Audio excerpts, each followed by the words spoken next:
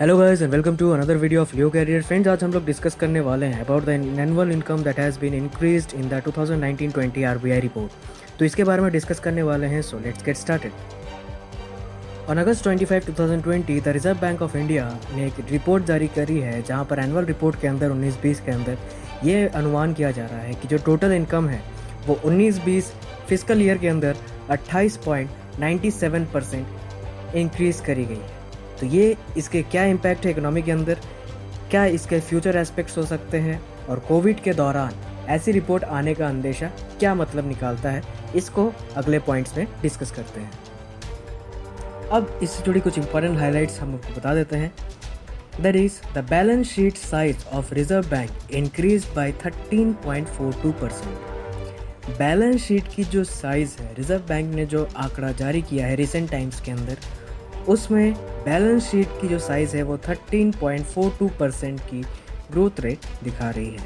इसके साथ ही जो टोटल इनकम 18-19 में हुई थी that was around 1,49,672 and in the year 2019-20 it was 1,93,036, जिसका मतलब आप यहाँ पर ये समझ सकते हैं कि टोटल इनकम के अंदर 28.97 का ग्रोथ हुआ है, और साथ ही साथ एक्सपेंडिचर में डिक्रीज आई है आरबीआई के रिपोर्ट के अनुसार, दैट इज़ अराउंड 39.72%। तो ये आपको इम्पोर्टेंटली यहाँ पर समझनी होगी।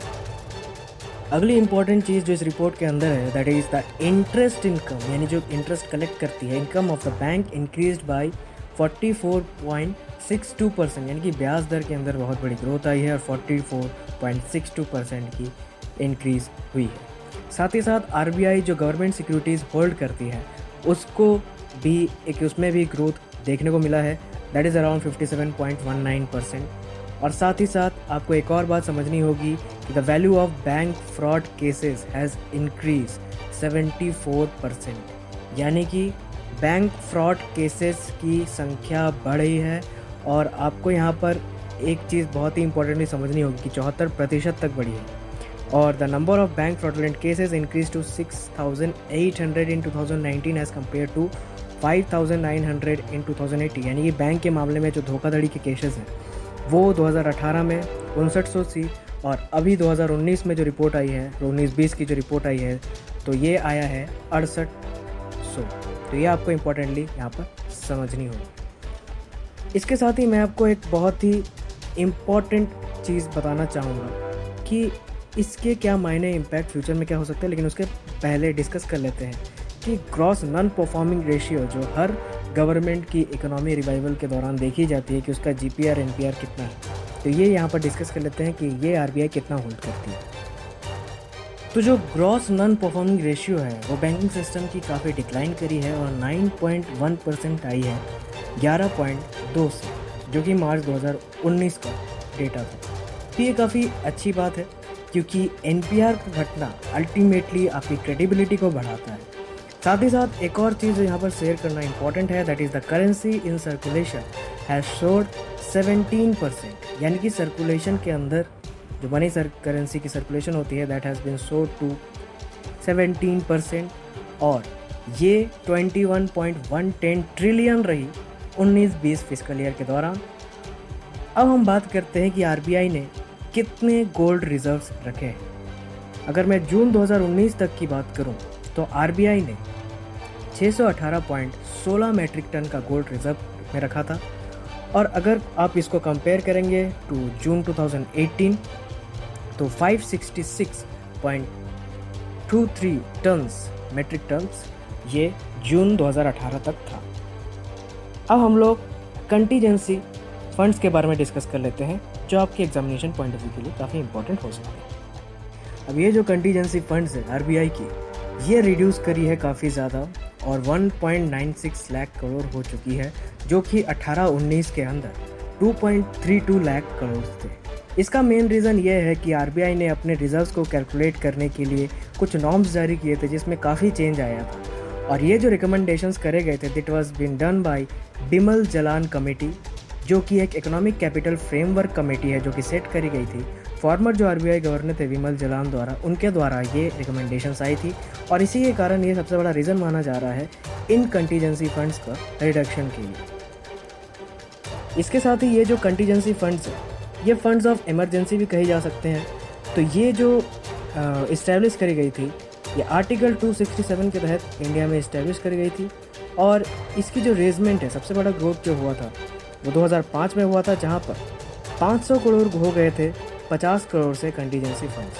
तो ये आपको इम्पोर्टेंटली यहाँ पर समझना होगा। अब डिस्कस करते हैं इसके इकोनॉमिक एस्पेक्ट के अंदर, इकोनॉमी के अंदर क्या क्या इम्पैक्ट्स ये ला सकता है।